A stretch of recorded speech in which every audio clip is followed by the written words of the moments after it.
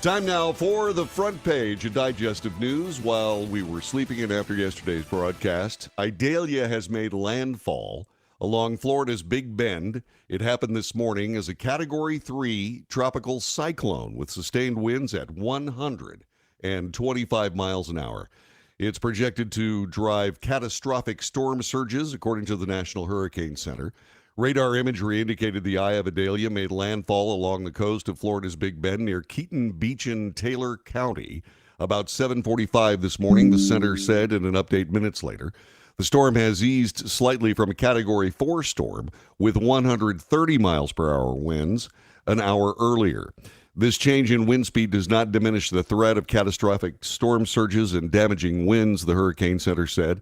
Idalia was reported to be speeding north-northeast at 18 miles an hour.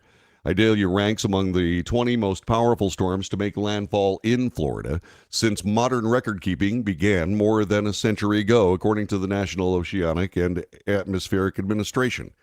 The Weather Service in Tallahassee described the storm as an unprecedented event, saying no major hurricane, Category 3 or higher, had ever slammed the Big Bend's Apalachee Bay.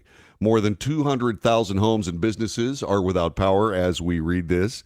Florida Governor Ron DeSantis declared a state of emergency in 49 of the state's 67 counties along the northern half of the state, from the Gulf Coast to the Atlantic coast. USA Today reports these following facts. After landfall, Idalia is forecast to turn to the northeast and east-northeast, moving near or along the coasts of Georgia, South Carolina, and North Carolina late today and tomorrow. A hurricane warning has been issued for the east coast of the United States from Altamaha Sound, Georgia, to Edisto Beach, South Carolina. An extreme wind warning was in effect for Steinhatchee, Horseshoe Beach, Deckle Beach, Florida, until 9:15 this morning.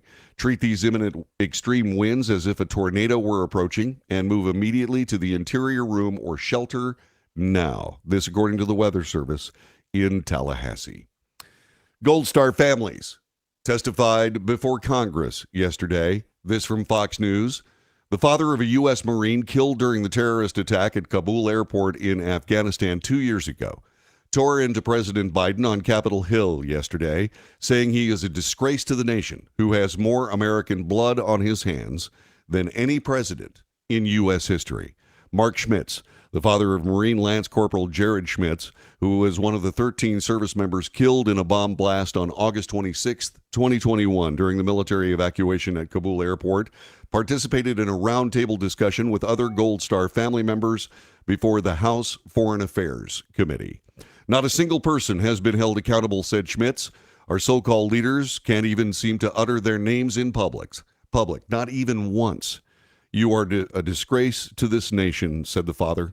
You have no business having ultimate command over our military, and I regret not saying that to your face when I had the opportunity in Dover, Delaware. I felt it more important to bite my tongue, but I also had more important things on my mind at that time, like receiving my son's lifeless body stateside. While I stood there on the tarmac, watching you check your watch over and over again, all I wanted to do was shout out, "It's 2:30, a-hole." But out of respect for other grieving families, I bit my tongue once again. Well, as you can probably tell by now, I'm done biting my tongue. You, sir, stole their lives, their futures, their dreams, and have ripped apart 13 families. You cannot even man up and admit that.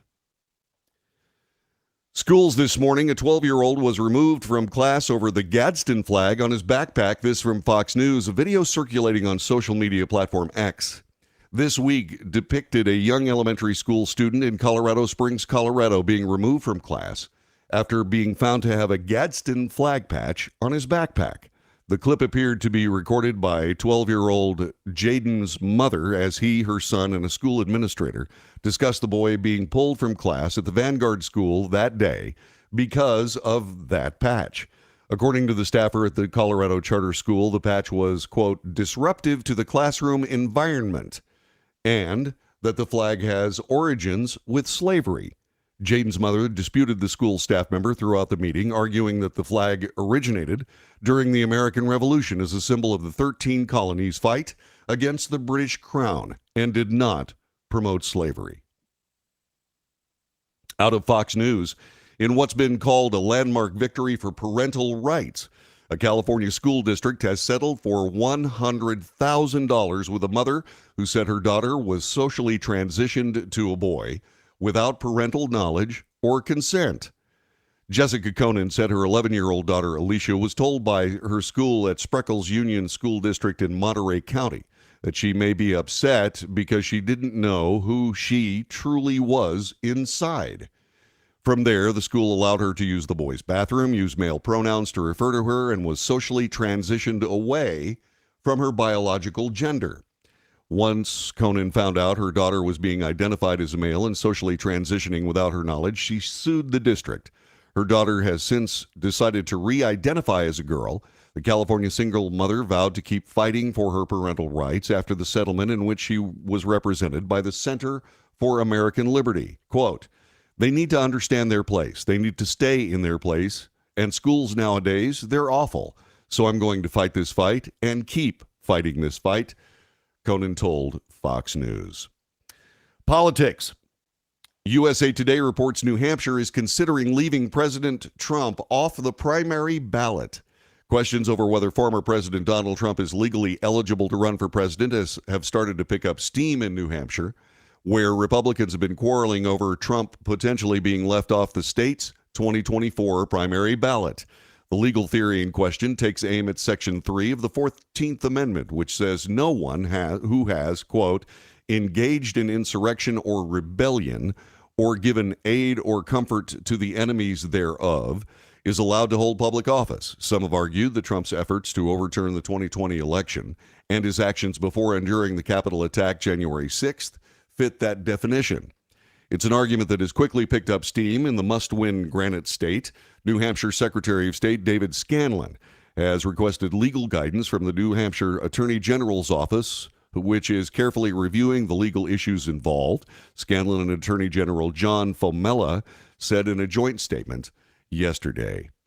Also, it looks like Miami Mayor Francis Suarez has decided to be the first to end a long-shot presidential bid. This happened yesterday after he failed to qualify for the first Republican primary debate last week in Milwaukee.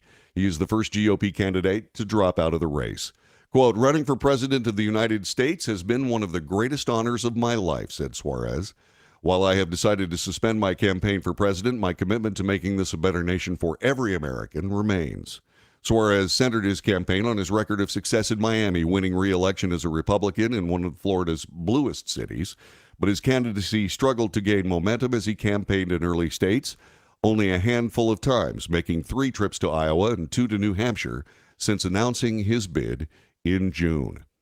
Also from Fox News, Governor Ron DeSantis, the Republican from Florida, he's the governor there, referring to the Jacksonville shooter as a scumbag, avoids the issue with mental health and white supremacy. This according to MSNBC correspondent Trymaine Lee.